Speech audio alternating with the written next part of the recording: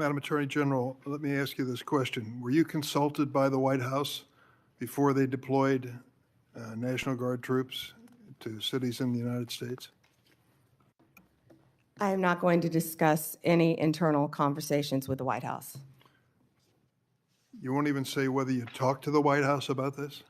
I am not going to discuss any internal conversations with the White House with you, Ranking Member. I noticed that. What's the secret? Why do you want to keep this secret? The American people don't know the rationale behind the deployment of National Guard troops in my state. The word is, and I think it's been confirmed by the White House, they are going to transfer Texas National Guard units to the state of Illinois. What's the rationale for that? Yeah, Chairman, as you shut down the government, you voted to shut down the government, and you're sitting here, our law enforcement officers aren't being paid. They're out there working to protect you. I wish you loved Chicago as much as you hate President Trump. And currently, the National Guard are on the way to Chicago. If you're not going to protect your citizens, President Trump will. I've been on this committee for more than 20 years. That's the kind of testimony you expect from this administration. A simple question as to whether or not they had a legal rationale for deploying National Guard troops becomes grounds for a personal attack. I think it's a legitimate question. It's my responsibility. She refuses to answer as to whether she had any conversation with the White House about deploying national troops to my state. That's an indication, I'm afraid, where we are politically in this place. Let me ask you another question. I want to, if you will, hold on a second. Make sure I got the right page of facts here. You testified under oath when you last before this committee that before your appointment to Attorney General, you had served as a representative of some sort for the royal family of Qatar. There was an issue that came before you in May when President Trump accepted a $400 million luxury jet from the royal family of Qatar for temporary use as Air Force One before it's permanently gifted to the Trump Presidential Library Foundation. The Constitution unequivocally bestows on Congress the power to control whether any officer of the United States, including the President, may accept a gift, quote, from any king, prince, or foreign state, end of quote. And this gift clearly violates the statutory regime enacted by Congress. You've refused to answer a letter I sent to you 5 months ago asking the legal rationale you relied on to advise President Trump to accept this unprecedented gift from your former legal client. Can you make a promise today that you will disclose that?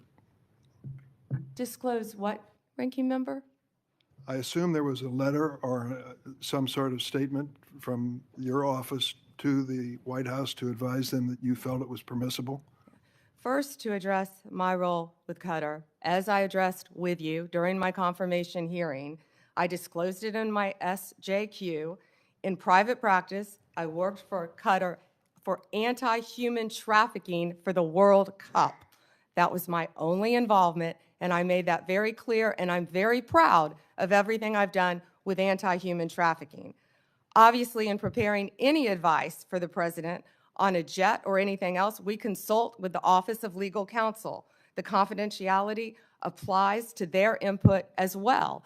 And Chairman, if you would approve and vote to approve, as Chairman Grassley said, excuse me, Ranking Member, as Chairman Grassley said, my employees, we would answer your letters a lot faster, yet you're stalling them at every stop. And to go back to your previous question, your city has a murder rate 5 times higher than New York's. 571 homicides last year. If you were serious about protecting your people, you would be asking this administration for help. You're saying that we're coming into your state and your city. We're there to help make America safe and Illinois safe, whether or not you want to. I believe cutting federal grant programs to law enforcement in my state and across the nation does not make us any safer, and you've done just that. You've supplanted that decision by sending in National Guard troops to California and other places. That is a situation where the governors have not asked for that help. If you truly wanted to do this on a bipartisan basis, you wouldn't defy a governor, you would work with them. I'm prepared to do that. I'm prepared to work with this administration. But cutting these grants to law enforcement does not make us any stronger as a nation or give us the tools we need to reduce crime in Chicago. Now, I'd just like to ask you, when it came to this Qatar situation, Did you consult with the ethics office in the Department of Justice before making your decision on this gift of a jet? Chairman, I didn't gift a jet to anyone. My Office of Legal Counsel provides confidential advice to the President, to the White House, period. And you're conflating two issues. Cutting grants, I was very clear about what grants we've cut and what grants we haven't, only 7%. And if you have a grant in Illinois that you think that I've cut that is not that is protecting law enforcement officers or your people, you personally call me and I will work with you to turn that grant back on. I think many of the Democrats here can tell you, I have worked with them to turn grants back on. There's an appeal process.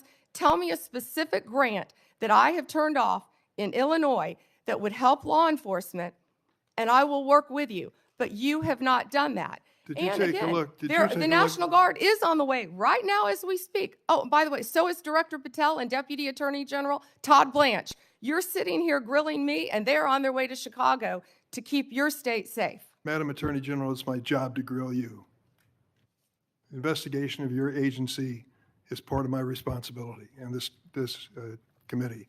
You may not like the experience, but others have weathered the storm and answered questions in a respectful manner. Can you tell me the grants, Yes. Ranking Member, please? Take a look at the president's budget on HIDA grants. What happens to it in his proposed budget?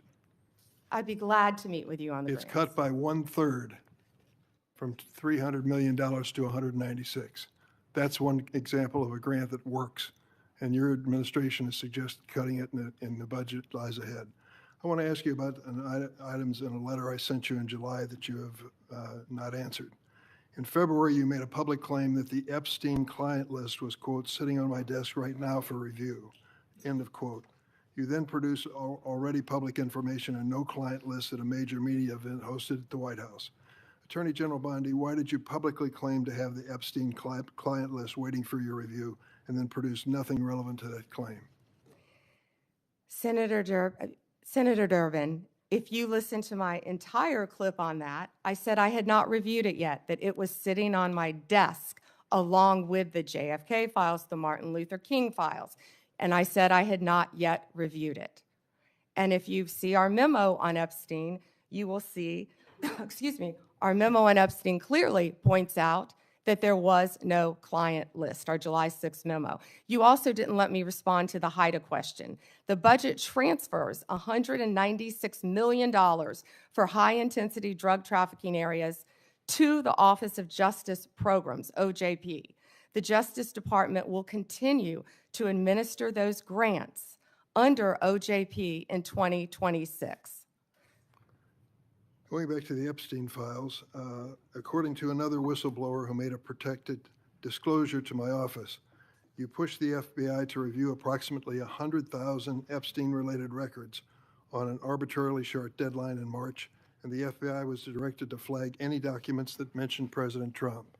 Nothing came of that review until July when DOJ and FBI released an unsigned memo stating, quote, there's no incriminating client list. Why was the July 7th memo unsigned? The July 7th memo came from the FBI and the Department of Justice. Director Patel answered those questions very clear.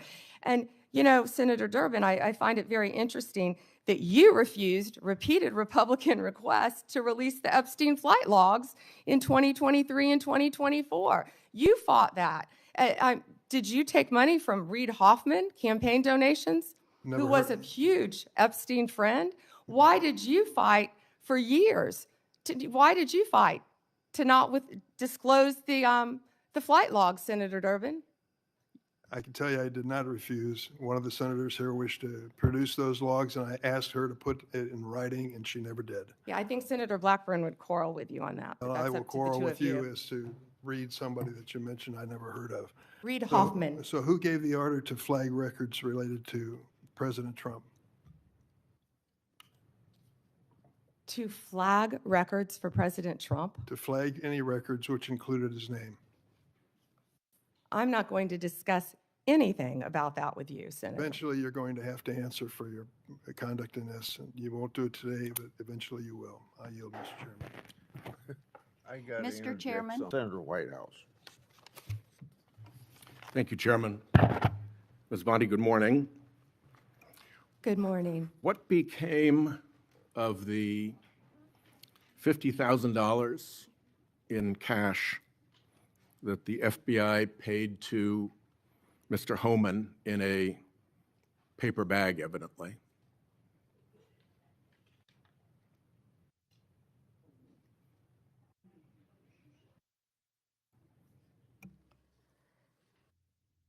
Senator, as Deputy Attorney General Todd Blanche recently stated, the investigation of Mr. Homan was subjected to a full review by the FBI, agents, and DOJ prosecutors.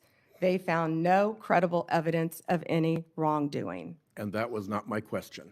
My question was, what became of the $50,000 in cash that the FBI delivered, evidently in a paper bag, to Mr. Homan?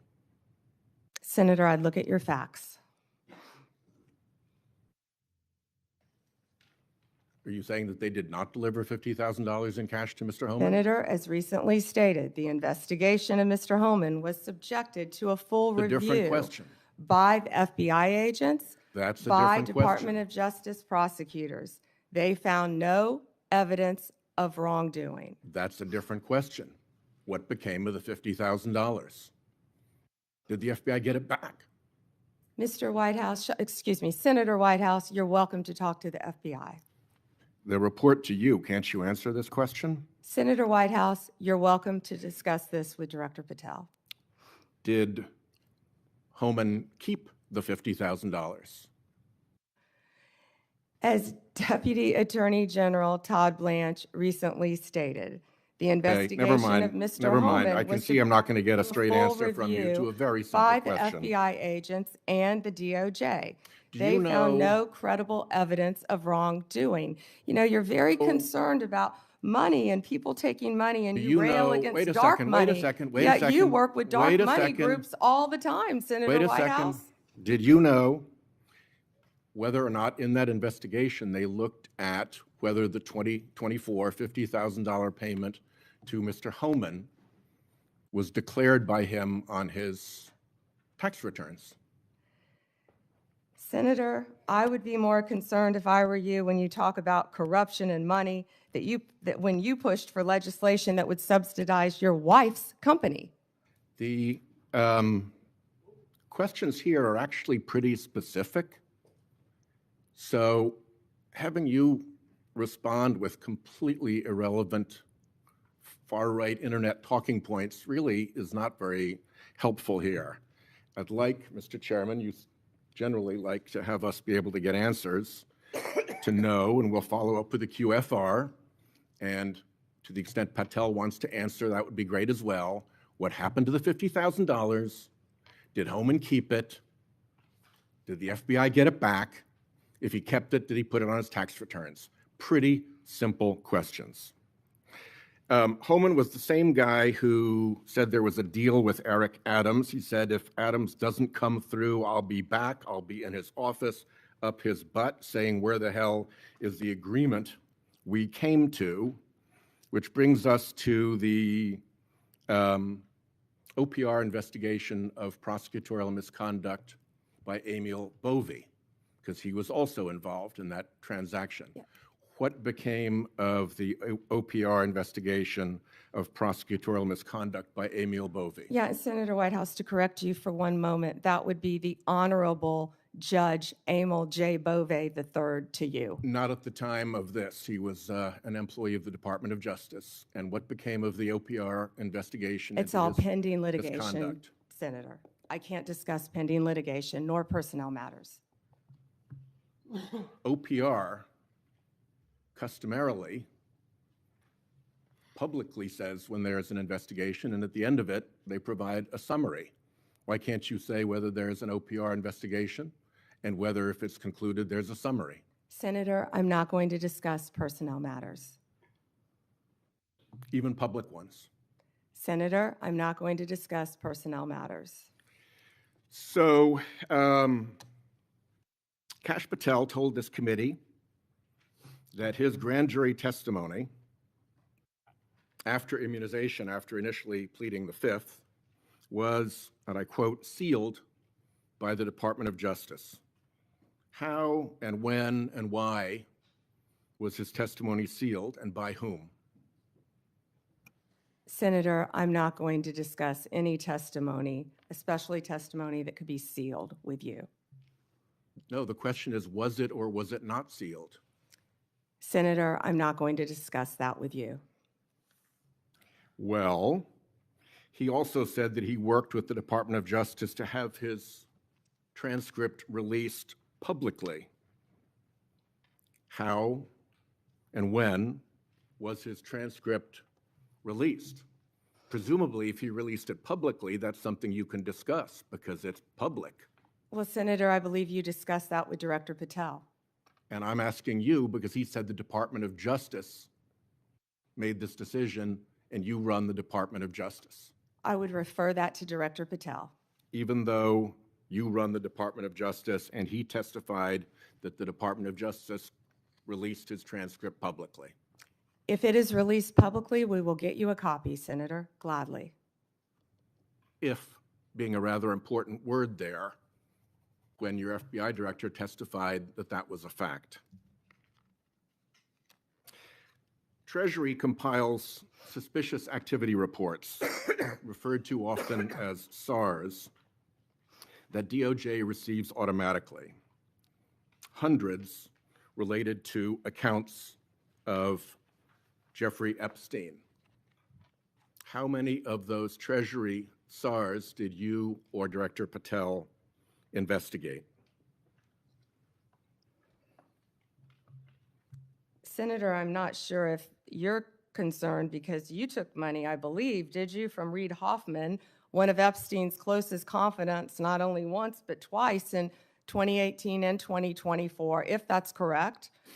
But Senator, did you ask Merrick Garland any of this over the last 4 years when he sat before you? This investigation has been going on. This investigation was closed. Did you ask Alex Acosta that? And Patel came to office, you said you would look into this. There were hundreds of suspicious activity reports. Some people would deduce from the fact that they are called suspicious activity reports that there might be suspicious activity. And yet you seem to have looked at 0 of those suspicious activity reports involving Jeffrey Epstein accounts. Let me ask you something else. There's been public reporting that Jeffrey Epstein showed people photos of President Trump with half-naked young women. Do you know if the FBI found those photographs in their search of Jeffrey Epstein's safe or premises or otherwise? Have you seen any such thing?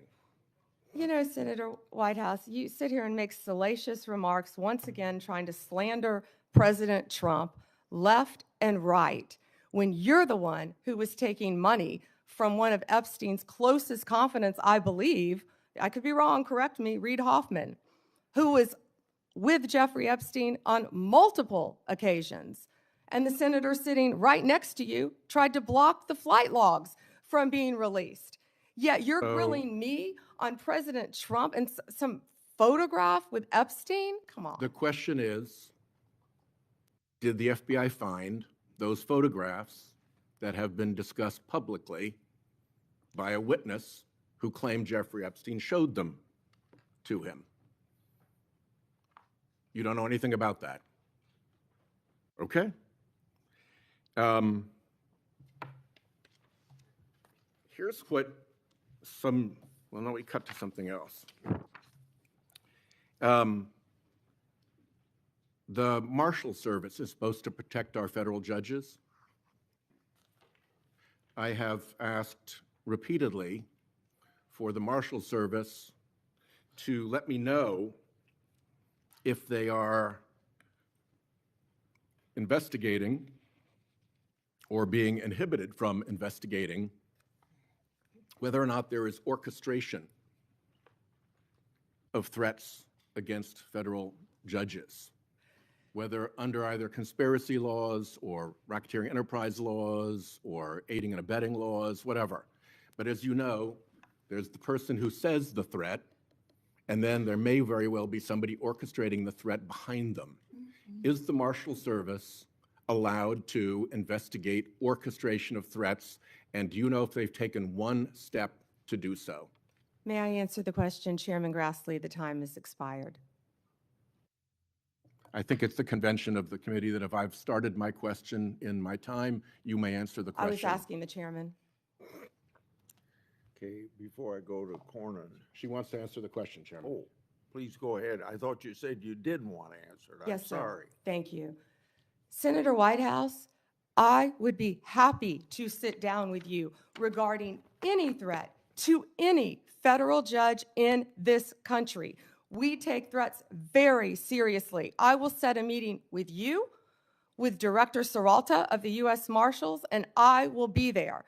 And we will talk about any threats on federal judges. Including who orchestration. threatened them or who orchestrated them. Bingo, thank you. Okay, before Cornyn speaks, I get kind of amused about my Democratic colleagues bringing up Treasury suspicious activity reports regarding Epstein. When Senator Johnson and I issued our Biden family reports in 2020, we used information from these very same type of documents. And you know what? We were criticized by our Democratic colleagues for doing so, and for years they ignored the evidence. Recognized. Thank you. Attorney General Bondi, good morning. I'm going to start on a different subject. Good morning. On behalf of families in my state. And I wanted to thank the FBI and the local justice officials in Minnesota, the U.S. Attorney's Office, for the work that they did catching the murder, in the horrific murder of my friend, Speaker Melissa Hortman, and her husband, and the shooting of Senator John Hoffman. Just last month, my state was again shaken to its core when a mass shooter attacked Annunciation Catholic Church in Minnesota, shooting through the stained glass windows, injuring 21 people, including 18 kids, killing little Fletcher, little Harper, an 8 and a 10-year-old, murdering them when they're in mass praying, 12-year-olds protecting 8-year-olds.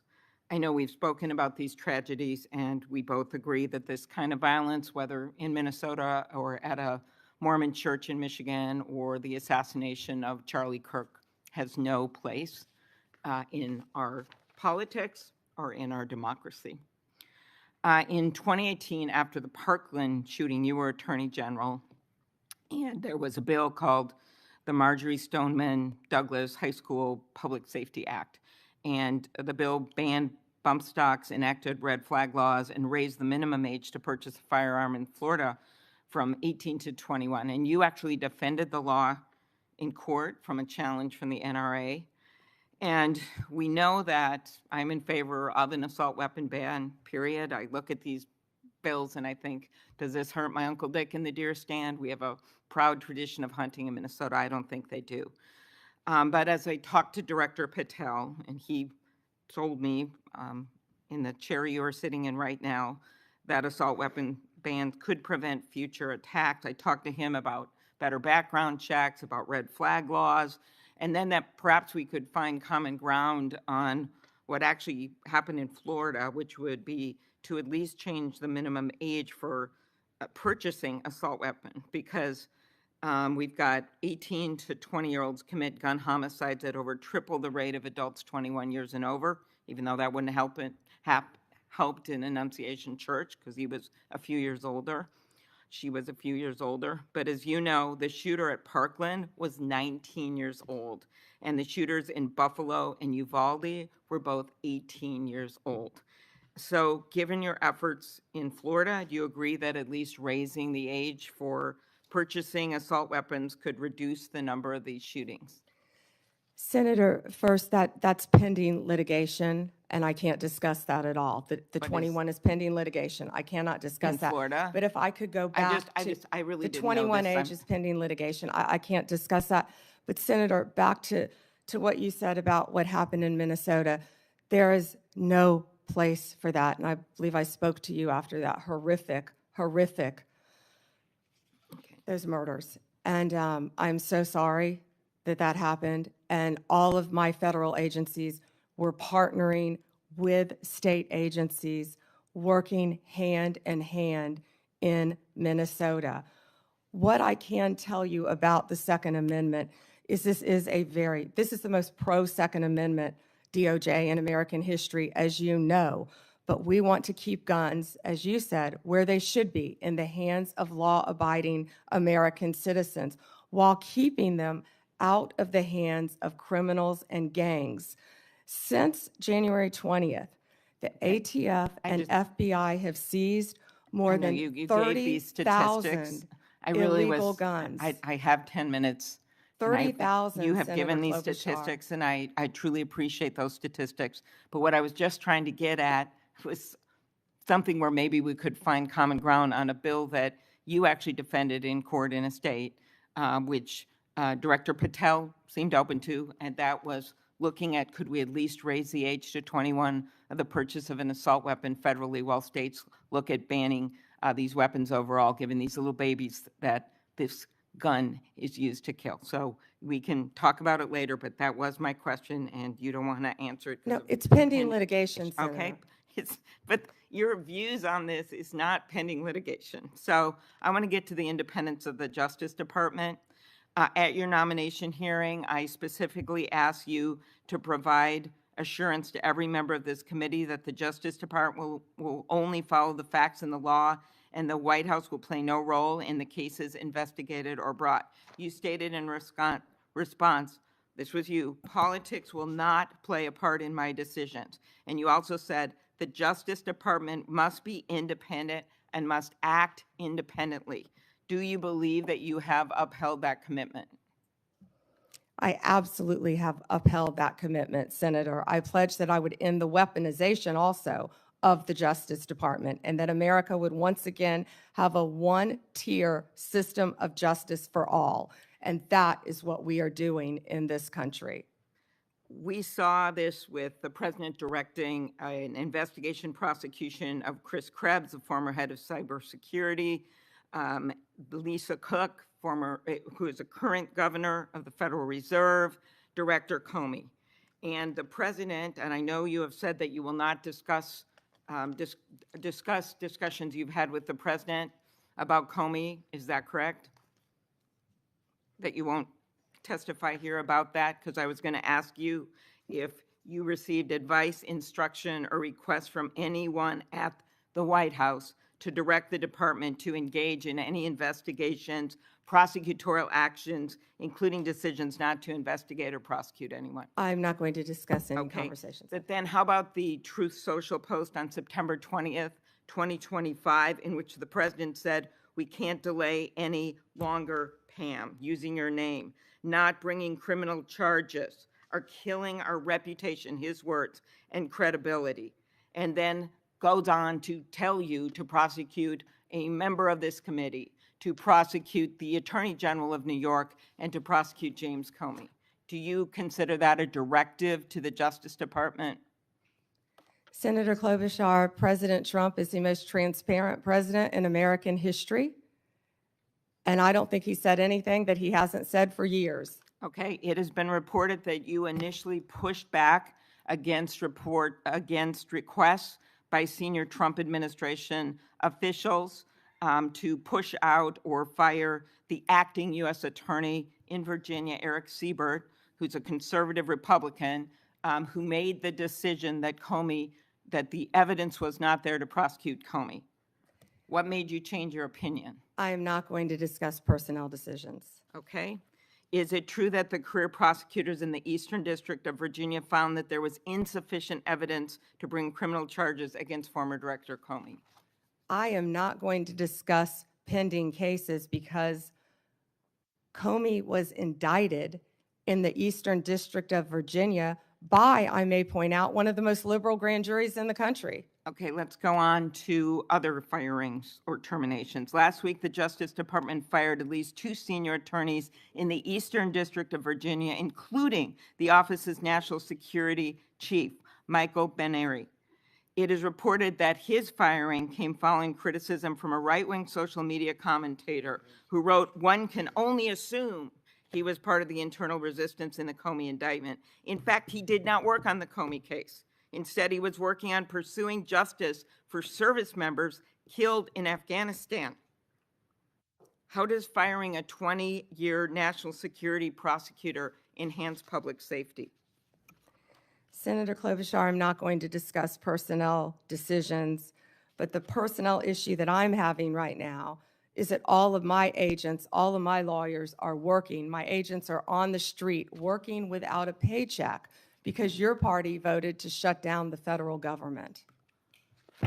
Unfortunately, the House isn't even back here. They're 18 days off the job to even meet with us to come up with a resolution that we would like to discuss with them about saving people's health care. Let's move on to the Antitrust Division. Did you authorize your Chief of Staff to overrule top officials in the Antitrust Division to settle the challenge to the Hewlett-Packard Enterprises Juniper Networks merger? Senator Gail Slater runs my antitrust unit, and she is doing an excellent job on many, many cases.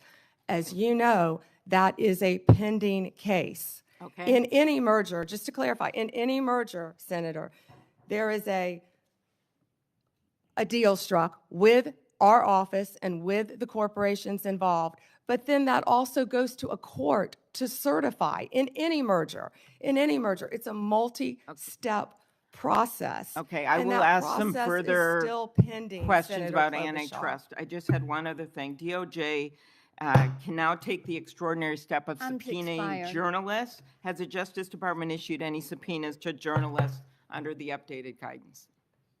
Time has expired. Okay, I'll ask You those may on the record. respond, Ms. Bondi. You can respond, she said. Oh.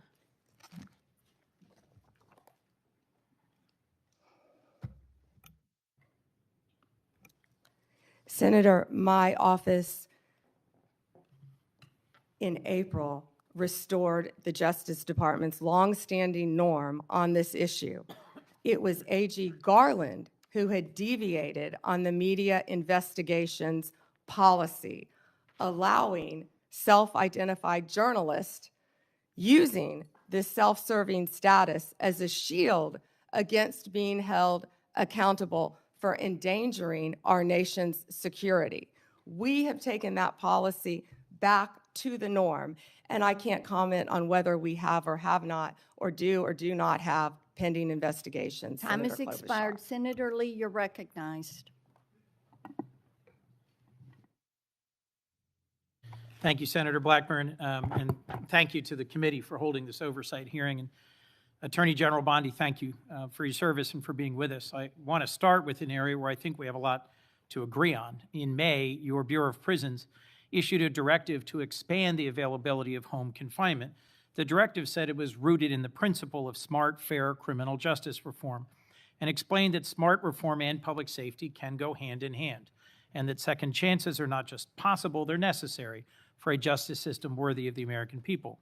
There's more to do to implement this directive, but I appreciated the BOP's recognition of these principles. Could you briefly speak further about the work BOP Director Marshall and Deputy Director Smith, himself a former inmate, are doing with regard to reform and what opportunities you see for us to do more? Thank you, Senator Coons. And you have been a champion of that, and we believe in second chances. As a career prosecutor, I know that most people, even violent criminals, are going to be locked up and then they're going to be released. And that's why we need everyone to be a productive member of society. I believe in halfway houses, and that's part of what the First Step Act did. It gives people a second chance at life, and that's what Billy Marshall and Josh Smith have been doing, working hand in hand at the Bureau of Prisons. I talk to them constantly, and they are working so hard. In fact, they inherited a dysfunctional and neglected agency, and they are taking, despite more than $450 million being appropriated between 2019 and 2024, we found that funds had been diverted away from the Department of the Prisons, the Bureau of Prisons. And so they are doing everything to create more halfway houses and to give inmates everything they need to be successful upon release, but also by keeping America safe. And I just learned from Billy Marshall, we just made an incredible case that someone, I believe the case was in Texas, one of our federal prisons, no one was monitoring this. And there was someone who was caught with a drone dropping off recently cell phones, Yep. paraphernalia, Let me follow up on that point, if I might, Attorney many General. things that could cause violence within our prisons and allow criminal cartel networks to function within our federal prisons. And that's what a lot of this money is going for, to make our prisons safe within and so these criminals cannot function while they are in prison. But one good thing I can also add is we have given inmates, I think we've over doubled the amount of minutes they can have on their phones so they can talk to their family members, because we believe that is important. One of the challenges federal probation officers face is massive caseloads. And I am about to introduce, hopefully reintroduce soon, a bill with Senator Lee that would improve our federal supervised release system by focusing resources on those who really need to be supervised and providing incentives to reduce oversight of those who've really made progress and who've changed the direction of their lives. It is broadly supported by law enforcement and a variety of policy groups, and I'd love to work with you on that, Madam Attorney General. Yeah, and Senator, can I just add, because I just got the numbers. So what we have is $8.7 billion for the Bureau of Prisons, and what that does is it adds 587 correctional officers to help with the things that we just discussed. $95 million for new hires. We have to recruit and we have to retain. We know that's a really tough job to be a corrections officer, and that's why Josh Smith is such a valuable part of that team with Billy Marshall. And I would welcome working with you on that. And President Trump is the one who signed the First Step Act because he believes in second chances. We all do. Thank you, Senator Coons, for that question. One of the things I have been concerned, even upset about, is how early in this administration, at the behest of DOJ, the department cut hundreds of grants totaling hundreds of millions of dollars, many of which serve critical public safety needs, supporting victims, assisting with reentry, violence prevention, including in my own home state. This was literally defunding the police. And I have some concerns about how DOJ is putting at risk public safety by assigning thousands of agents and prosecutors away from drugs, firearms, corruption, violent crime to help ICE arrest people without criminal records. You've indicated a willingness to review any grant that a member of Congress has concerns about, and noted a number of them have been restored on appeal. And I appreciate that willingness to admit some misjudgments or mistakes in some of the many grants that were canceled. But can you assure us this process is going to be fixed going forward so better decisions are made at the start and not just after appeals?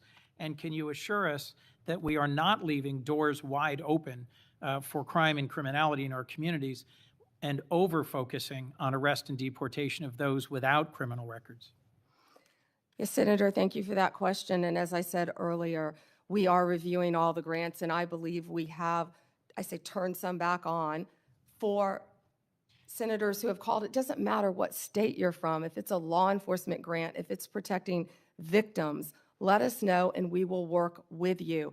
And I'm not sure if we have done any in your state yet, but I would be happy to work with you on that. What I can tell you is there have been, out of the 5,800 discretionary grants that were reviewed, only 376 around the country, 7% were terminated.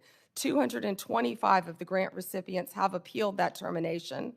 And so far, we've turned back on 18 of those. 17 appeals have been denied, and the rest are being actively reviewed. If any of you know of any of those that you believe should be turned back on, call me. We don't want to jeopardize anything that's hurting. Please do. And Senator, to go to what you said about the FBI and my federal agencies and being pulled to work on immigration cases, they're working hand in hand because we believe that You know, we have ICE officers out there, as we just discussed. I don't want to repeat that, who are being harmed. We're going to work with them, and I've directed all of my law enforcement agencies to work with ICE to make sure they're safe in Chicago, to make sure they're safe in Memphis, to make sure they're safe right here in Washington, D.C., but also at President Trump's direction. We are not stopping the core function of what we're doing, and that is fighting violent crime. And I think Director Patel made that very clear with all of the arrests that our FBI have been making on violent criminals.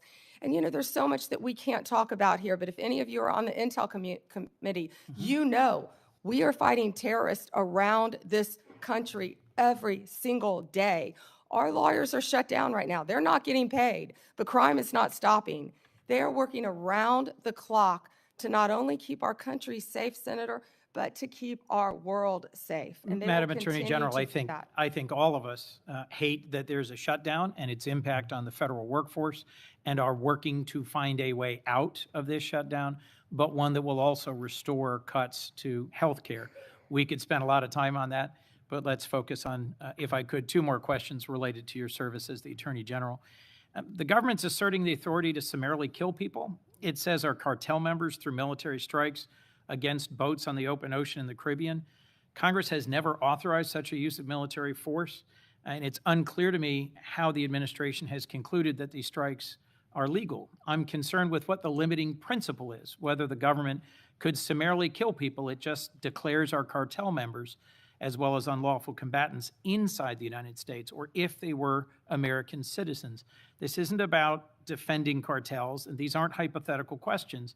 President Trump assembled military leaders and said they would be needed to fight the enemy from within and to train in cities in the United States that he describes as chaotic and violent.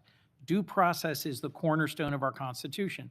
I'm deeply concerned about the authority our president seems to be asserting to summarily kill people suspected of criminal activity outside the law. As the chief lawyer for our federal government, you have a unique responsibility to ensure maintenance of our constitutional standards. How did you conclude that these strikes on ships or boats in the open ocean are legal?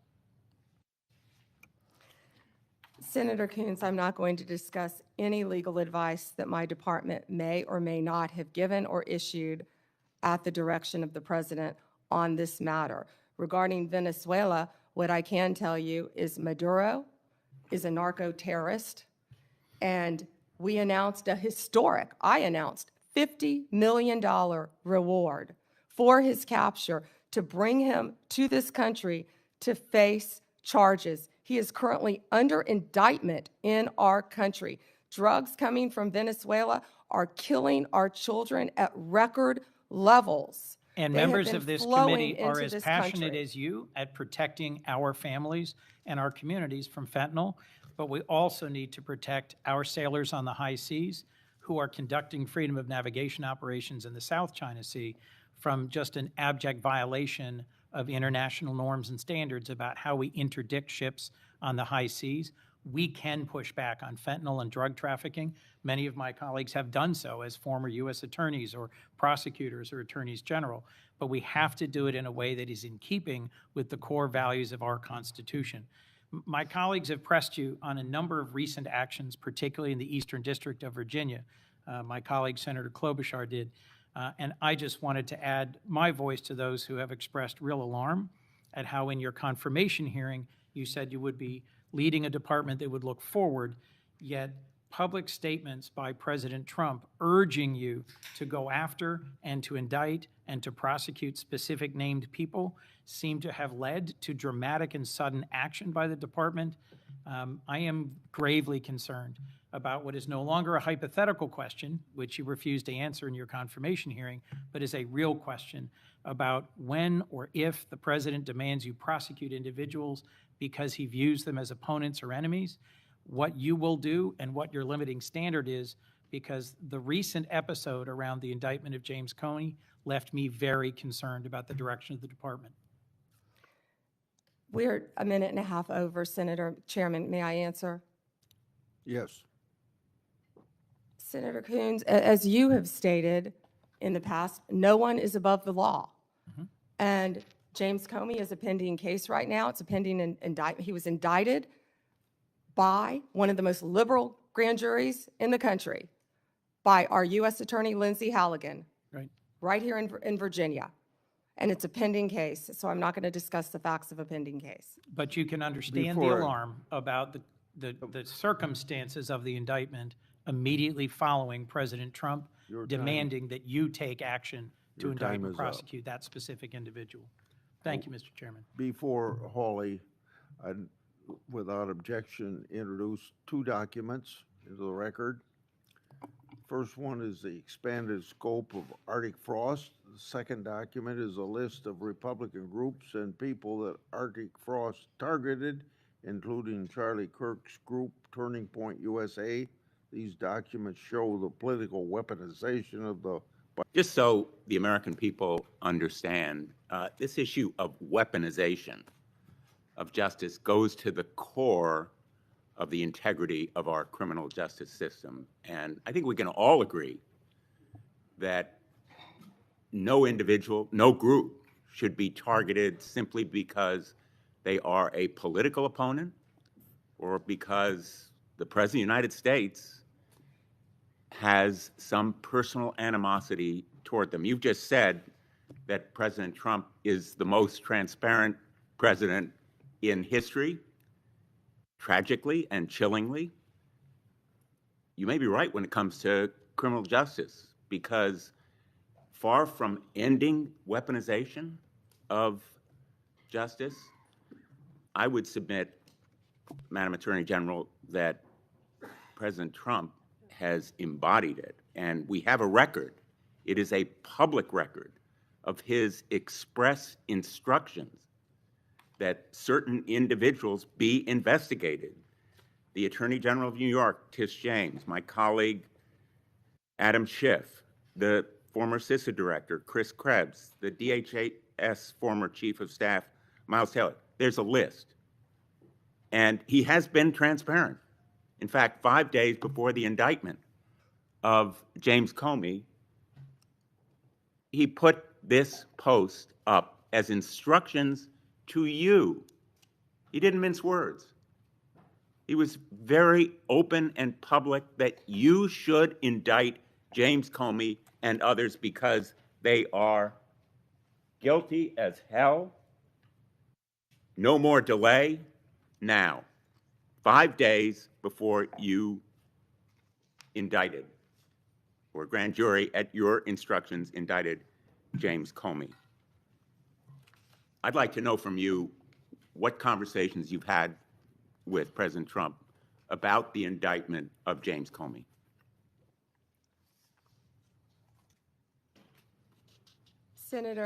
Senator, I am not going to discuss any conversations I have or have not had with the President of the United did you States. see that You're post? an attorney, you have a law degree, and you know that I'm not going to do that. I also find it fascinating, because I'll keep fighting to ensure that law enforcement and the judicial process move forward without political interference.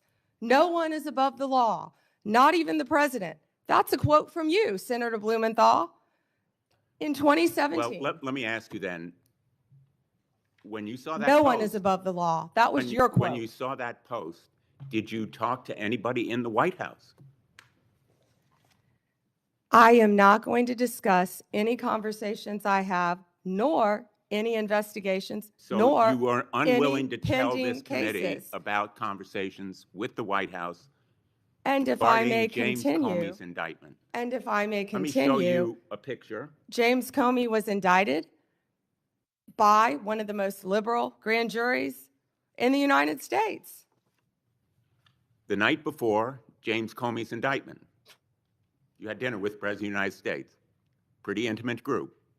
Was Actually, there James were a lot of Comey people there that discussed- night. That's a great Was James picture. Comey discussed at that dinner?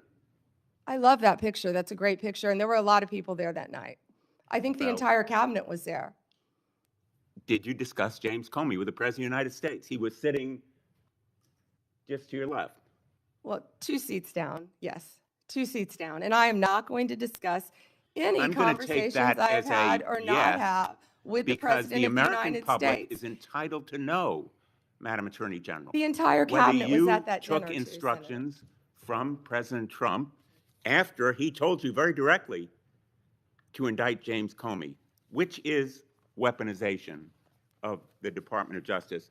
Oh, You know, whoa. I want to agree with my colleague, Senator Hawley, that weaponization of our justice system must end. That's the reason that I proposed legislation, and I challenge him and my colleagues on the other side of the aisle to join me in legislation that would create a statutory right of action for people who are selectively or maliciously prosecuted for political reasons.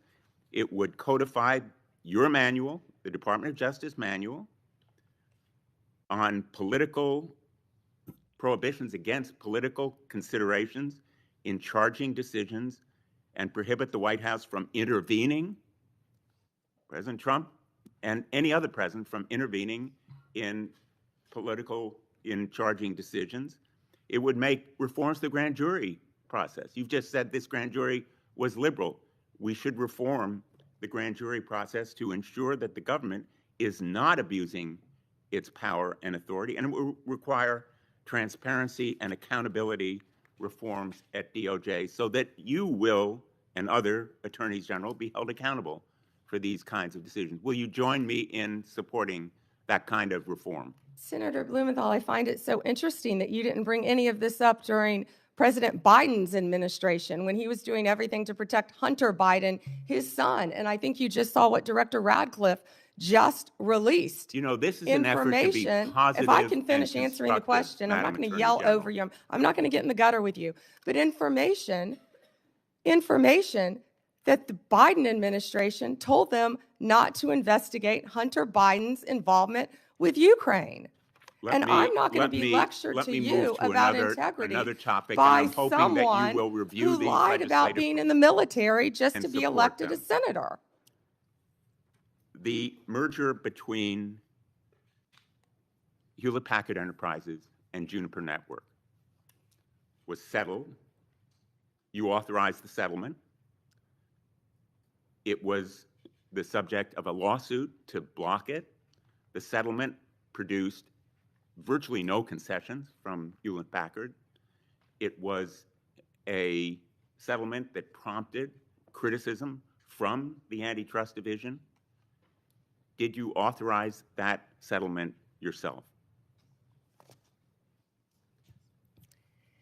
As I stated earlier, Gail Slater is doing an incredible job running the antitrust unit. And as I stated earlier, that is still a pending matter, as Well, you should know then with a law fired, degree, did you not, that all two- mergers, if I can finish answering the question. I'm going to, If I with could apologies, finish. No, I'm interrupt answering you the question. because my time is No, limited. well then don't ask me a question. Let me So, just ask you, as did I you, said, you have a law degree. You know that not only are mergers agreed upon, but they have to go to a court of law to be approved. It's a multi-step process. And as I said earlier, that is still pending. And I have full faith in Gail Slater. and Ms. Slater reportedly objected to the settlement. Reportedly, And moreover, moreover. 2 of her top officials were fired, Roger Alford and Bill Sinner. Did you authorize and direct those firings after they objected to the settlement? I am not going to discuss personnel matters or pending litigation in my office. Let me ask you about another merger. The merger involving 2 home health care agencies on favorable terms, likely to drive up costs for millions of Americans. The Transportation Department's rule to provide compensation to travelers impacted by airline-caused flight delays, which was canceled. The merger of Skydance and Paramount, after Paramount's ownership took a number of steps favorable to the president. These kinds of mergers belie the claims that President Trump himself has made, that this administration will stop big corporate mergers that ultimately benefit the owners of those corporations rather than consumers or ordinary, everyday Americans. Senator, And let me ask you But wait, you about just listed, particularly, you just gave a well, list let me just of finish. many I'll- mergers. I have a Can question you for talk you. to me about the issue with these mergers? I do have a question. In the merger that took place, Which that was merger? You've approved listed many. involving American Express GBT, I understand that Brian Ballard, longtime backer and head of the law firm where you worked, was instrumental in lobbying the Justice Department to drop that lawsuit. It was dismissed, so it's not subject to a court review. What conversations did you have with Mr. Ballard? Senator Blumenthal, I cannot believe that you would accuse me of impropriety when you lied about your military service. I am you not lied. asking You you- admitted you I am lied not to be accusing you elected of a U.S. senator. impropriety. I'm You asking lied. you How about dare you? I'm a conversations career with prosecutor. Mr. Don't you Ballard. ever challenge my integrity. had I have apparently- abided by every ethics standard. Do not question my ability to be fair and impartial as Attorney General, and anything You'll with answer that my question to former another of my firm, colleagues. Ballard Partners. Thank you. Senator, Thank you, Mr. Chairman. Ms. Bondi, FISA Section 702 will expire in 6 months. In response to my questions for the record, at your confirmation hearing, you said you did not have experience with FISA, but if confirmed, you would consult with experts at DOJ. Now, you've had that opportunity. Do you support adding additional safeguards for searching Americans' communications in the 702 database? Senator, Section 702 is a vital source of foreign intelligence and instrumental in keeping Americans safe. We also take individuals' rights of their individual rights of all Americans very seriously. And many statutory reforms to FISA have incorporate safeguards. They have to incorporate safeguards to protect our civil liberties. The Department of Justice looks forward to working with you to discuss anything regarding 702. Appreciate I believe that. my staff, and Senator, I also want to thank you for this hearing. Your staff met with my staff, and I greatly appreciate that. Thank you. We're going to be working on 702, so I appreciate the openness to further amending 702. At your confirmation hearing, you assured me that it is the Department of Justice's decision to determine what cases will be prosecuted. Last month, the U.S. Attorney for the Eastern District of Virginia was forced out. President Trump then posted the message behind me asking about prosecuting James Comey. You then appointed a new U.S. attorney who within days secured an indictment against James Comey. That social media post behind me saying, "What about Comey?" was directed to Pam. Are you the Pam that the president was referring to? I'm sure I was. So it's very clear to me that when the president posts something like that, that he considers the DOJ to be his law firm and you his lawyer. And in fact, very shortly after the post to you, Comey gets indicted. Last year, President Trump's new now border czar, Tom Homan, was videotaped taking a bag with $50,000 in cash from undercover FBI agents after suggesting he could help with government contracts. Sounds like a bribe. 2 weeks ago, DOJ officials reportedly shut down the bribery investigation into Mr. Homan. Ms. Bondi, did you approve closing the Homan investigation, bribery investigation? Senator Hirono, as I stated earlier, the Department of Justice and the FBI conducted a thorough review, and they found no credible evidence of any wrongdoing.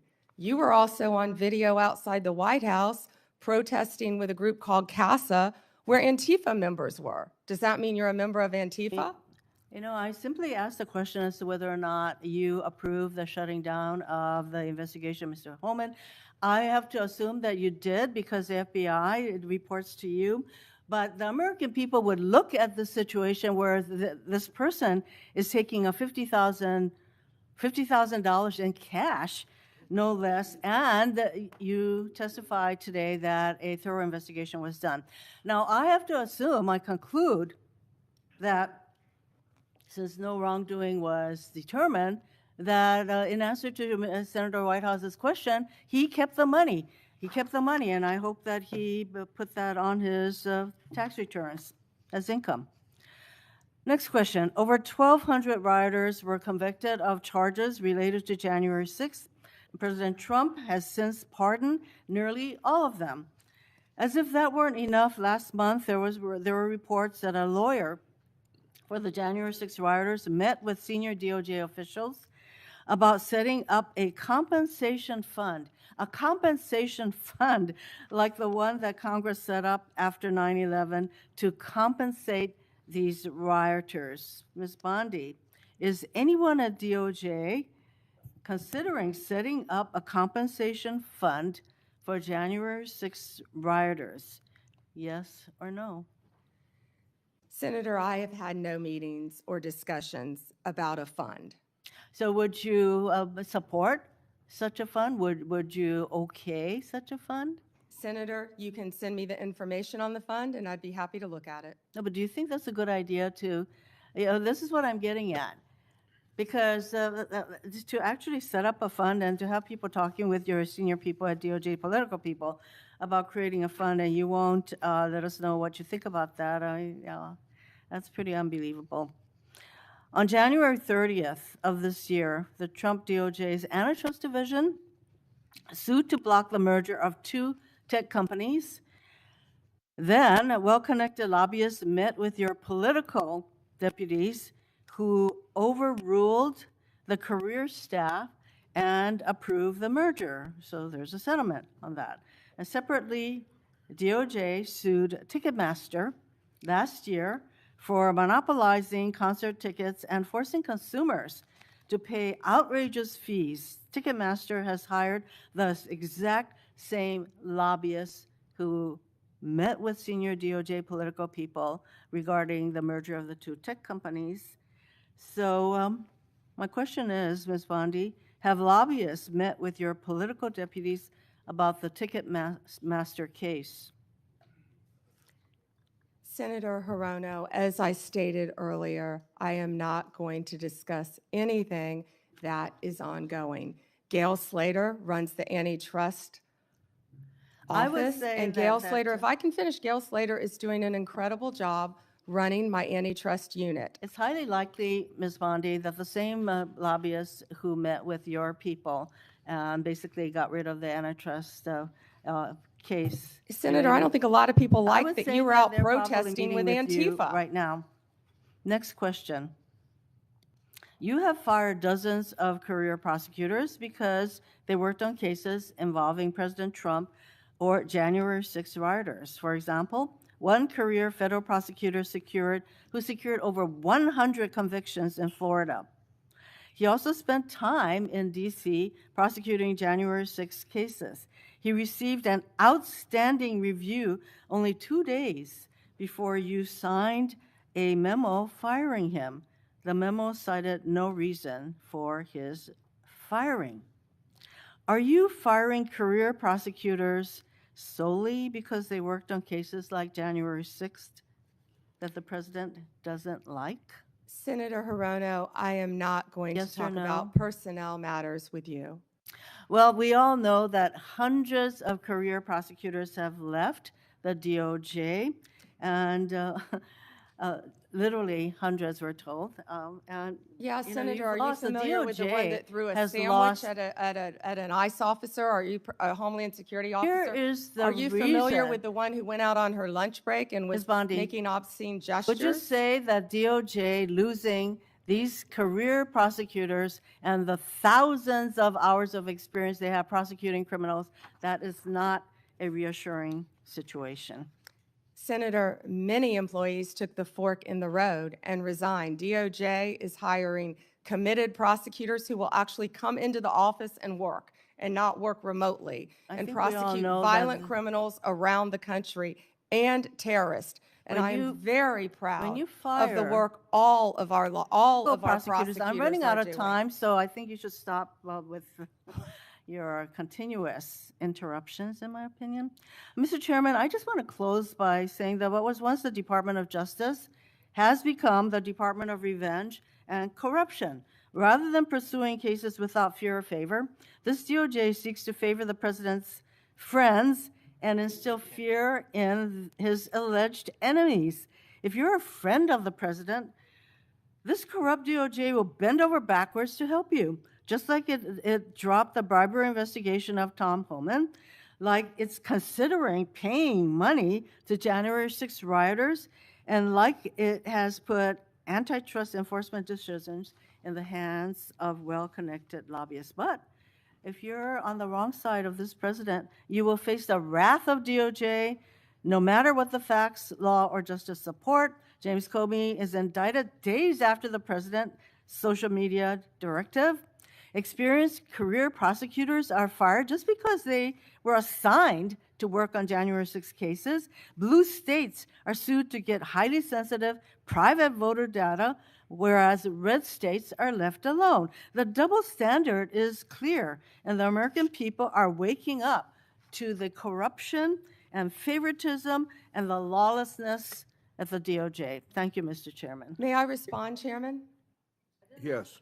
May I respond? Yes, you may respond. Then Senator Kennedy. Thank you. The double standard is crystal clear, Senator Hirono, crystal clear, because you didn't complain for 4 years when President Trump was being targeted by Jack Smith, by the last Justice Department. But the American people spoke loud and clear when they overwhelmingly elected him. The two-tier system of justice is over. Senator Kennedy. DOJ has eliminated the Organized Crime Drug Enforcement Task Force, the independent component of the DOJ whose job it was to combat transnational organized crime, dissolved the Community Relations Service, which in New Jersey has been invaluable over 60 years, responding to communities experiencing conflict or violence, and something that people on both sides of the aisle of this committee have really invested in. You all have rescinded VOCA and VAWA grants to support survivors of sexual assault and human trafficking. There seems to be a disconnect here between the application of the resources of the Justice Department on the things that are most concerning when it comes to crime and where they're being directed instead. Senator Booker, first to OCDEF. The most important point is that the work of OCDEF is continuing. The executive office is being dissolved. We have said that, but the work of OCDEF is continuing. The resources that were previously provided to law enforcement organizations through OCDEF are now going directly to those organizations. I will assure you, no work will be sacrificed as a result of getting rid of the executive office of OCDEF. The agents and the attorneys are working with Homeland Security. They're all working together as a unit. Okay, Attorney General Bondi, I'm running out of time, and I'm going to put some questions in QFRs, because again, this is conservative think tanks and others are pointing about literally over 1,000 people being taken off of things that I think would concern the public. I'd like to get that, but I also just want to quickly mention that for the record, I want to ask about the Public Corruption Unit as well. We now have gone from a public integrity section that went from 36 full-time prosecutors to now only 2. And yet we know, Democrats and Republicans, there is a real problem with public corruption in our country. And we know that the DOJ has stopped enforcing the Foreign Corrupt Practices Act, disbanded the Foreign Influence Task Force, dismissed the indictment against Trump donor Andrew Weidenhorn, cut back on white-collar investigations. My list goes on. I'm running out of time. But I will ask for the record against not only reassigning officers and prosecutorial resources from the other things I mentioned, but public corruption is really important. I want to talk about an area of bipartisanship on this committee, which is antitrust. This is a very bipartisan area. In June, the Antitrust Division finalized a proposed consent decree with Hewlett-Packard Enterprises and Juniper Networks, settling the DOJ's challenge to the company's $14 billion merger. Reportedly, your Chief of Staff, Chad Mizell, and Acting Deputy Attorney General Woodard overruled career antitrust staff and approved the merger. This is a massive area of concern for Americans writ large. This is an area where corporate power is growing, corporate concentration in our country is happening at great degree. I'm grateful that the ranking member with Mike Lee on a committee that is really trying to get into this disturbing trend, and the issues right now in the Justice Department, the resources being put on it, and the appearance of improprieties that we're seeing are troubling. All I want to ask as my final question is, would you commit just to talk about antitrust, to coming before the antitrust subcommittee led by Senator Lee to discuss antitrust enforcement in our country? We're over time. May I answer, Chairman? Yes. Senator Booker, I work hand in hand with Gail Slater. She is doing an incredible job. I said that earlier. I will let Gail Slater handle all matters with antitrust. The HP matter, Juniper, is a pending matter still because, as you know, it has to go before the courts, even after a decision has been made, and that's where it's pending right now. If I can go back to your previous two questions, first about our agents being reassigned. Our agents are working tirelessly on their day jobs and with Homeland Security, and right now they're not getting paid, and they're on the streets during a government shutdown working to keep every city in this country safe, in New Jersey and in every state. They're working together with DHS on task forces, but they're also doing their core mission, and they're getting child predators off the street. They are working so hard with all the agencies hand in hand. That has not been sacrificed, and I'm so proud of the work that the FBI, DEA, ATF are doing. ATF agents have worked tirelessly. I am in constant contact with them on the incredible cases that they're making to keep our country safe and our world safe, especially our DEA agents who are stationed around this world, and now they're not getting paid. Back to the public integrity section, the last point you made. It has not been slashed. Those are going to the various U.S. attorney offices to be handled in each office around the country instead of one unit based in D.C. Yeah. Thank you, Senator. Before Blackburn, my Democratic colleagues continue to criticize the DOJ for their role in President Trump's historic immigration crackdown. They've talked about due process. They've talked about the lack of transparency and oversight. However, my Democratic colleagues were silent about the former Biden administration failure to vet Afghan evacuees. Instead of coming clean, the Biden administration dismissed and failed to answer my oversight request.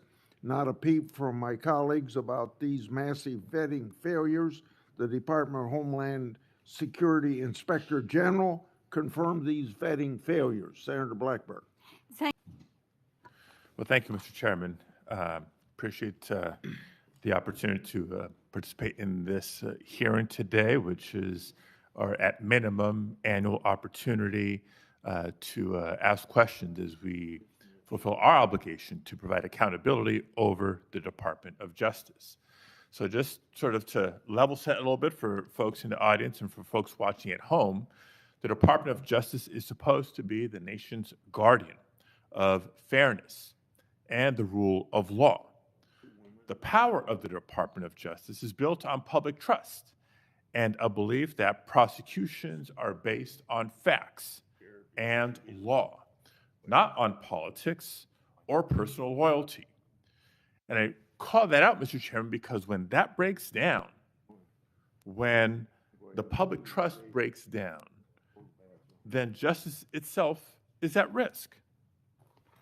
But under this Trump administration and the leadership of Attorney General Bondi, I believe the independence of the Department of Justice has come under attack. The department has been reorganized, it's been realigned, and repurposed in ways that we've never seen before. Important offices have been closed, key programs dismantled, and agents diverted, all without congressional authorization or transparent justification. Now, these are not minor bureaucratic changes. They represent a fundamental shift in the Department of Justice's missions and priorities, its policies, and its practices. Now, for example, career prosecutors have been pressured to change decisions in politically sensitive cases. Ethics oversight has been taken away from independent career professionals and handed to political appointees with little experience in these matters. Internal working groups have been created to revisit investigations involving President Trump and his allies. And together, these steps send a dangerous message that prosecutorial decisions can be driven by political loyalty instead of the law.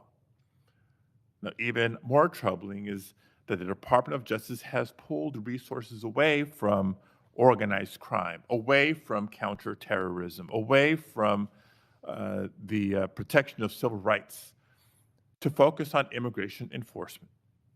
The American people expect a Department of Justice to pursue violent crime, as do I, to pursue corruption and threats to national security, not to serve as an arm of immigration policy, and in so doing, under-resource other critical missions. Now, the Justice Department's credibility depends on the public's faith in justice, and that the justice will be applied equally to every person and not reserved for the powerful or the connected. And that faith must be protected. And so it's in that spirit that this committee has a duty to ensure the department's work remains lawful, remains transparent, and remains true to its highest duty, the fair and impartial administration of justice.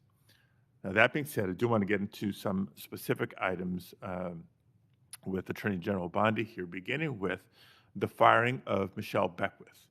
Michelle Beckwith was a 15-year career prosecutor with the Department of Justice. She prosecuted in her career some of the worst in my home state of California: sex traffickers, transnational terrorists, those who this administration claims to care about and be targeting, prioritizing in taking them off the streets. And it may surprise some to learn that Ms. Beckwith was unceremoniously marched out of her office and fired from her job in July of this year. Why? Not because she failed to do her job, quite the opposite. It was because she had the audacity to remind Border Patrol Chief Gregory Bovino that he was obligated to follow a court order and the Constitution in California. According to reports, she was fired less than 6 hours after she told Bovino he couldn't arrest people without probable cause. 6 hours. So my first question, Attorney General Bondi, is a simple yes/no question. Do you believe that government officials like Gregory Bovino are obligated to follow applicable court orders, whether they agree with them or not? Yes or no? First, Senator Padilla, you have gone on for over 5 minutes, and I wish that you loved your state of California as much as you hate President Trump. We'd be in really good shape then, because violent crime in California is currently 35% higher than the national average. Property crime in California is 18% higher than the national average. That should be something that we should be talking about and working together on, yet we're not. And no, this is important. You're talking about all of my agencies, and I want to let you know what DEA has been doing, and they are working hand in hand with I Homeland appreciate Security. that, and I'm going No, to be you can't asking go some on for questions 5 for the minutes and record criticize as my agents well. who are out I working asked a simple without yes pay or no right question. now because you voted Mr. to Chairman. shut down the government. They're out Chairman. there working without pay. Mr. Chairman, I asked a simple yes or no question. Attorney General Bondi is DEA, refusing to 4,500 respond. So kilos let of me move on to fentanyl the and next 50 million topic. fentanyl pills Because off the streets. while under your watch, career FBI, prosecutors 23,000 Mr. Chairman, violent criminals. U.S. Marshals, Mr. Chairman, order, please. 51,000 fugitives. I'm not getting an answer to my question. I'm trying to move on to the next question or the next topic. Mr. Chairman, order, please. Thank you.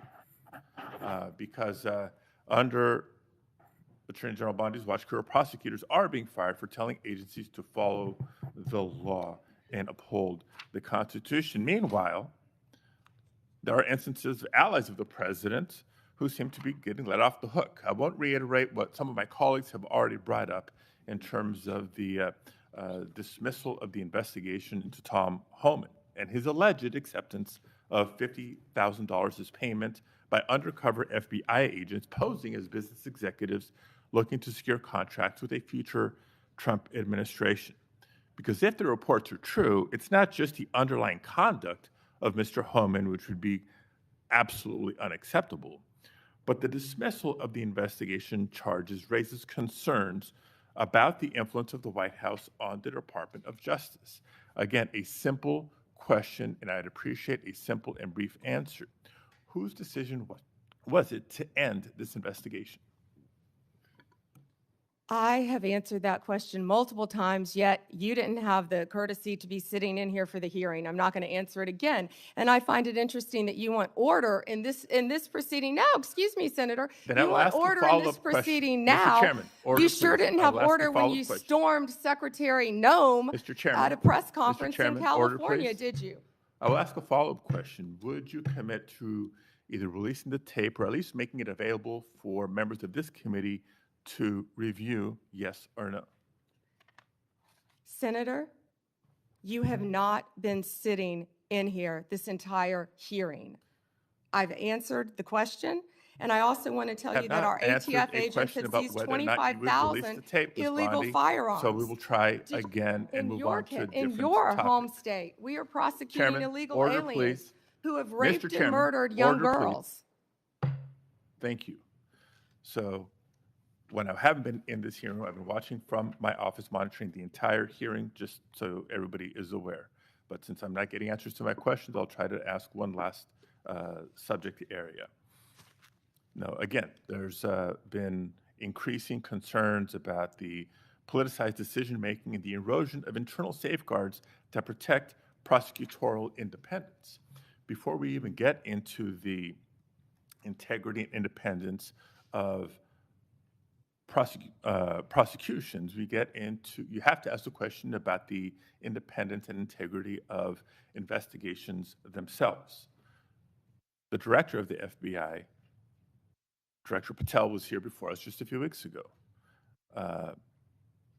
Attorney General Bondi, you are the Attorney General of the United States. Director Patel reports to you. Do you believe he's doing a good job, yes or no?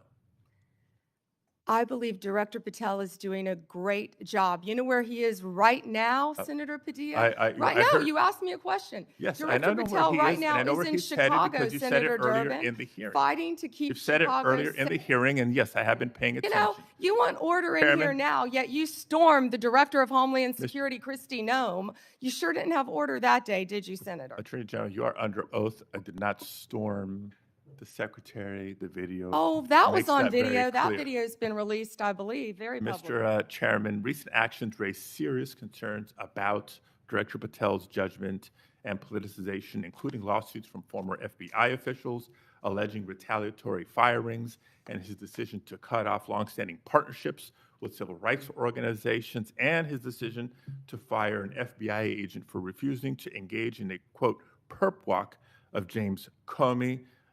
And on top of all that, his prematurely claiming that subjects were in custody after the shooting of Charlie Kirk.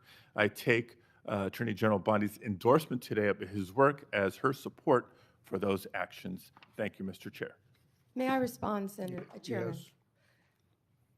Under Director Patel, 23,000 violent criminals have been arrested, a 91% increase over last year. More than 1,500 child predators have been arrested. We are making cases in your jurisdiction constantly in California, and I wish you would care about those cases. We have disrupted 1,600 gangs and criminal enterprises, 1,600 gangs within this country, thanks to Director Patel and the great men and women of the FBI. Senator Schmidt. Thank you, Thank you. Thank you, Attorney General Bondi. I have noticed that at various times when one of my colleagues is pressing you, you come up with something in their background. So I'll be waiting for my turn, but you don't have to do it right now. So let me get to my questions. One of the things that you mentioned, and I agree with this, that it's really tough on the various federal workforce, including our law enforcement folks, who are not getting paid because of the shutdown. I agree with that. But I also think that wasn't the whole story. There is an issue here that's going to affect Americans, whether they voted for President Trump or voted for Vice President Harris, and that is the loss of health care, where on November 1st, everyone who is getting Affordable Care Act help to buy insurance is going to get the notice of premium increases. And I got a letter just today from a Vermont family, nuclear family of 5, husband and wife, 54 and 55, with 3 kids, one of whom has acute myeloid leukemia. And the apprehension that they have is that if we don't solve this problem, and November 1 is a urgent date, then their family premiums will triple. It'll be beyond their ability to pay. So I'm assuming that with respect to the threat to health care for families in your state of Florida, in my state of Vermont, you would share that concern and hope that we would resolve that. Senator Welsh, I would be happy to speak with that family too, because there are many nonprofits that help with children with terminal illnesses, and I'm involved in some in Florida. So we would be happy to talk to you about that. As to health care, the government is shut down. It's my understanding, maybe you're not one of them, but because many Democrats want health care for illegal aliens, and that's what shut down the government. Let me That's be one of clear. the sticking points, and I don't know if you voted All right, well, for that or not. this actually is important to all of us. And the lament I have is that if this health care goes away, this premium support, it is really going to hurt families in red states and blue states. And in Vermont, I mean, we voted Democratic, but we have a lot of good folks who voted for President Trump, and their health care is jeopardized. And there's a November 1 deadline that is coming up. And the reason I'm saying this is that I think it's important for us to try to work out together a resolution that's going to be beneficial to people you care about in Florida and voted for President Trump, and keep people I care about in Vermont who voted in some cases for Vice President Harris and some for President Trump. So it's not just Democrats not wanting to negotiate. And in fact, we do want to negotiate. And that's why I'd encourage the president to encourage my colleagues on the Republican side to sit down with us and try to see if we can make some progress.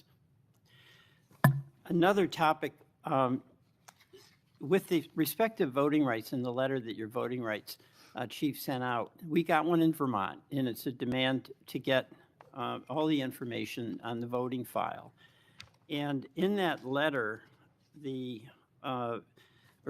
the announcement of that letter, the chief indicated an apprehension about the voting process being taken over by, quote, the left. Now, do you have any information with respect to Vermont about a takeover of the voting process by, quote, the left? Senator, I'm not familiar with what you're referring to. We are currently involved in voter roll lawsuits in 6 states. Is that what you're referring to? No, there's a letter that went out demanding that states, including Vermont, provide all the voting file information, Right. includes personal information. But when that letter was sent out, That's perfectly legal.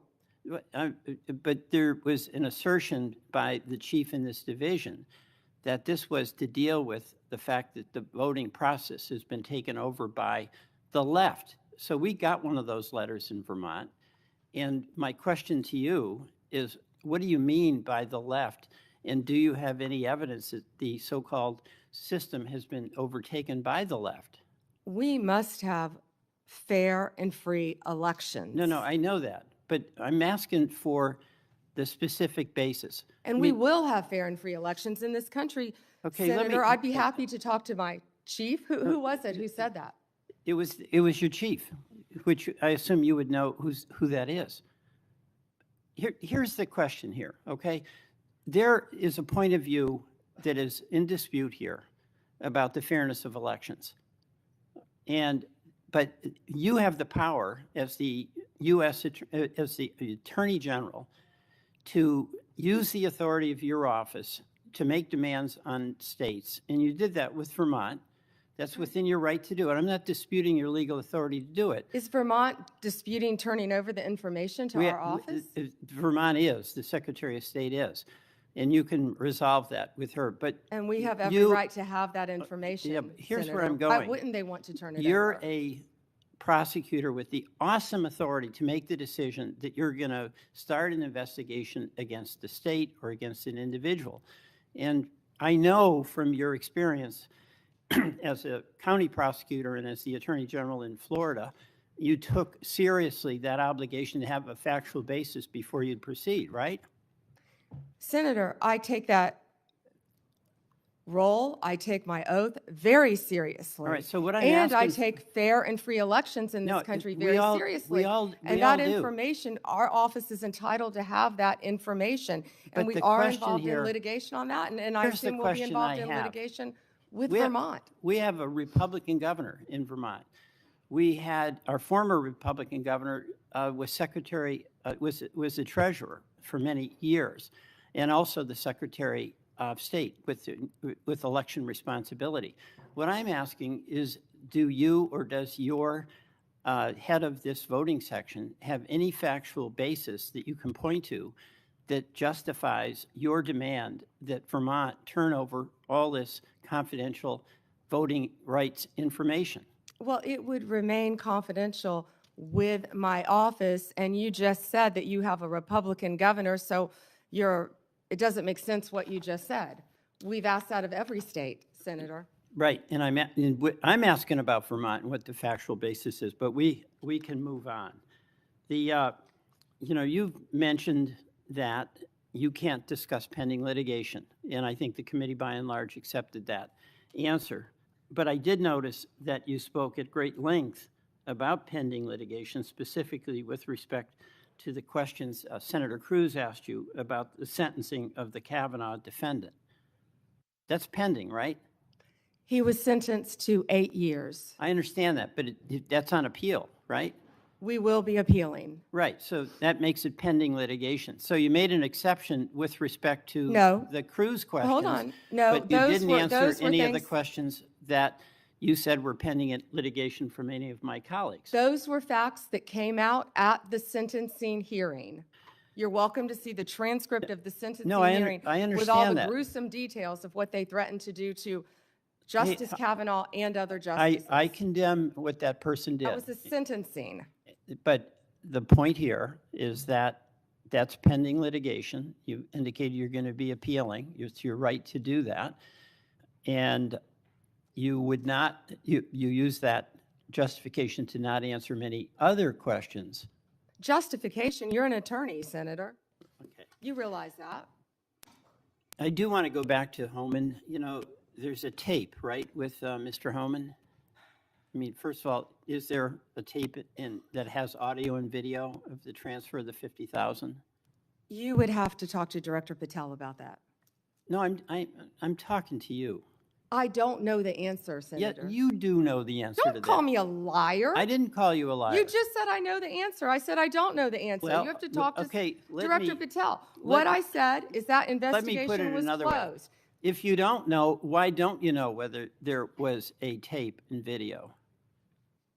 Senator, I believe that was resolved prior to my confirmation as Attorney General. Do you think that it is of public interest for the people to know what happened to the 50 grand that the FBI turned over to Homan? Did you hear what I just said? That was resolved prior to my confirmation as Attorney General. That's why I said I would not know. It's not resolved. There's $50,000. Homan has it, or somebody has it. Do you have no interest in knowing where it is? You're not going to sit here and slander Tom Homan. The FBI and Deputy Director Blanche said there was nothing. I'm not slamming And Tom Homan. He got the 50 Tom grand. Homan is doing, how do you know that? Tom Homan is doing a great job, as our borders are, keeping your border state safe. You're a border state. Thank you, time is Senator up. Welch. Thank We're you. going to Madam turn it. President, could No, I have not right 1 now. minute? Not right now. At the end, On a if you wait, we'll point of talk about personal it. privilege? Not right now. There, The Senator witness Tillis and many others have been waiting their would- turn. I know, So but you this is can 1 hold minute, until and the it end. relates to testimony that she gave No, about me. Senator Tillis, go ahead. Because Excuse you me. were censured No, by Congress for lying with your We can egregious stipulate to, you can stipulate to all your personal attacks on the Democratic members of the committee. personal attacks. You've been So- attacking so- my FBI director. You've been attacking my office. You've been But attacking. we're interested in. borders What we're are. interested in is the answer to these oversight questions. You want your So no, you were oversight. You want asked, your you were 5 asked by my minutes of colleague, fame you were asked by my colleague. attacking good people. Regular order, Madam Chair, so I can ask a question.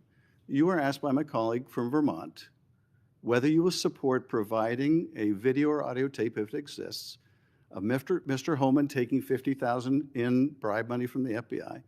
Will you support a request by this committee to provide that tape or tapes to the committee? Yes or no? Senator Schiff, you can talk to Director Patel about that. Well, I'm talking to you about it. You're the Attorney General. This will be your decision. Will you You don't have to support? tell me what is my decision and Well, what is then- not my then- decision. then- I and said you- and you you can don't talk have to to- Director you don't have Patel. to try to- You think you you've don't got a have to- gotcha with Tom Home and our Excuse me, border czar, excuse me, you who's don't- been out there excuse me. fighting for our country Madam since Chair, Donald Trump took office. I'm trying to ask a question. Regular order, please. And you don't have to defer to the FBI director to pass the buck. So I'm asking you, will you support a request so that the committee, or indeed, I believe the American people should be able to see that video or audio tape? Will you support that request? Will you apologize to Donald Trump So for I trying guess, to I guess impeach the answer him is you won't support that after request. you now know that So Joe let me- Biden tried to let me cover up do Hunter this. Biden's involvement with Excuse Ukraine? me, let me do this, because I think it's valuable that the American people get a sense of what you've refused to answer today. So these are just some of the questions you refused to answer, or have answered with personal attacks on members of this committee. You were asked whether you consulted with career ethics lawyers, as you promised you would do during your nomination hearing, when you approved the president receiving a $400 million gift from the Qataris. You refused to answer that question. You were asked who or what role you may have played, or who played the role in asking that Trump's name be flagged in any of the Epstein documents gathered by the FBI. You refused to answer that question. You were asked whether Holman kept the $50,000 bribe money. You refused to answer that question. You were asked whether Holman paid taxes on the $50,000 bribe money. You refused to answer that question. You were asked, did career prosecutors find insufficient evidence to charge James Comey? You refused to answer that question. You were asked, how are military strikes on these boats in the Caribbean legal? And you refused to even answer that question. you were have a asked, law degree, excuse me, Senator Schiff? excuse me. You were asked, did you discuss indicting James Comey with the president? You refused to answer that question. You were asked, did you approve the firing of antitrust lawyers who disagreed with the Hewlett-Packard merger? You refused to answer that question. You were asked whether you support a restoration fund for violent insurrections to attack the Capitol on January 6th. You refused to answer that question. You were asked whether you were firing career professionals, career prosecutors, just because they worked on January 6th investigations. You refused to answer that question.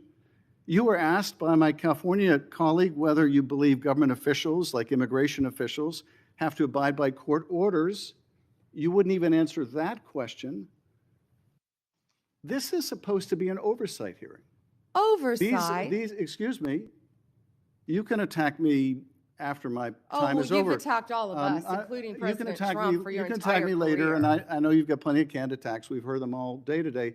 Canned attacks on you? This is supposed to be. No one needs a canned attack on you. Regular order, Madam Chair, I'm trying to speak. This is supposed to be an oversight hearing of the Justice Department. And it comes in the wake of an indictment called for by the president of one of his enemies. This is supposed to be an oversight hearing, and it comes in the wake of revelations that a top administration official took $50,000 in a bag, and this department made that investigation go away. This is supposed to be an oversight hearing when dozens of prosecutors have been fired simply because they worked on cases investigating the former president. This is, and now What the about current the president. fires in California? And Do you this care is about that, supposed to Senator be, Schiff? this is, excuse me, this is supposed to be an oversight hearing in which members of Congress can get serious answers to serious questions about the Are the cover-up- riots in about the LA cover-up- serious? About the cover-up of corruption, about the prosecution of the president's enemies. And I think you owe the when, president an when will it apology be, when will it be, your entire when will career, it be that frankly. the members of this committee on a bipartisan basis demand answers to those questions and refuse to accept Clearly, you're a personal, failed lawyer refuse to because you don't accept, understand when excuse someone me, can and cannot refuse answer to a accept question. personal slander as an answer to those questions? Personal slander. With Will you that, Madam apologize Chair, to I Donald yield Trump for back. slandering him? Personal slander. Senator Brett. May I ask unanimous consent, Madam Chair, to introduce into the record the statement of 1,000 former Justice Department officials who warned that the Comey indictment is a democracy-threatening abuse of power. May I also request unanimous consent for the introduction into the record of 282 former career officials at the Justice Department raising an alarm who were voluntarily or involuntarily forced to leave the department because of improper actions taken by the Department of Justice. May I introduce with unanimous consent the Justice Department manual that talks about when initiating and declining charges are subject to impermissible considerations.